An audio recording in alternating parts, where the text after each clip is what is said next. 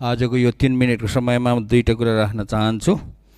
पहिलो कुरा चाहिँ के छ भन्दाखेरि अब सबै माननीय सदस्यज्यूहरूलाई थाहा छ, गाउँले जनताहरूले चाहिँ विभिन्न किसिमको माग गर्छन् अनि माग गरे अनुसारको पैसा नभएको हुनाले सरकारले बनाइदिन सक्दैन।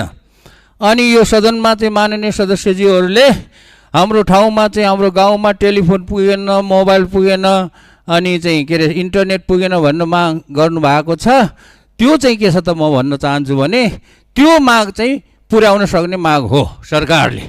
त्यसको लागि पैसा नभएर होइन, पैसा भएर पनि सरकारले पैसा खर्च गर्न नसकेर नपुर्याएको हो र त्यो पैसा कहाँ छ भन्ने कुरा आज म तपाईँहरूलाई देखाउन चाहन्छु। त्यो पैसा नेपाल दूरसञ्चार प्राधिकरणमा ग्रामीण दूरसञ्चार कोष भनेर खडा गरेको एउटा कोष छ, त्यहाँ चाहिँ 16 अरब रुपियाँ छ।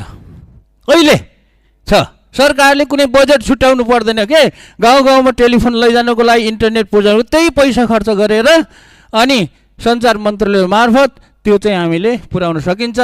त्यो पैसा चाहिँ खर्च होस् र माननीय सदस्यहरू चाहिँ टेलिफोन लैजानुको लागि, इन्टरनेट लैजानुको लागि अरू यहाँ संसदमा कराउने होइन, तपाईँहरू चाहिँ त्यो दूरसञ्चार प्राधिकरण कोषमा सञ्चार मन्त्रालयलाई गराउनु होला।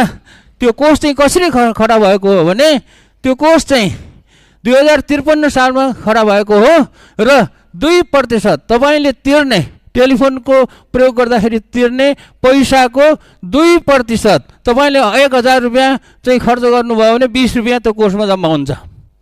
अनि त्यसरी तपाईँहरू सबैले 1000 गर्दाखेरि 20 रुपियाँ नेपालभरिकोले 20 रुपियाँ चाहिँ जम्मा गरेर बनेको त्यो कोष हो।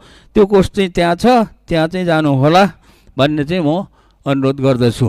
र अन्तमा चाहिँ अस्ति मैले जुन ट्याक्सीको कुरा उठाएको थिएँ त्यो चाहिँ के रहेछ त भन्दाखेरि 2057 सालदेखि अहिलेसम्म 2072 सालमा चाहिँ अलिकति भूकम्प आउँदाखेरि थपेको रहेछ।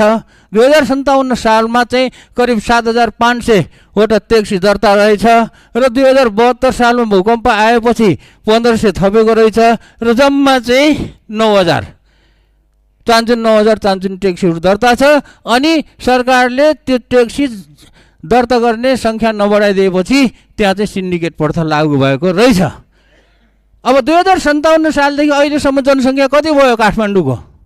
जनसङ्ख्या बढे अनुसारको ट्याक्सीको दर्ता सङ्ख्या बढाउनु पर्ने हो कि होइन? त्यो जानी गरेको नबढाएको।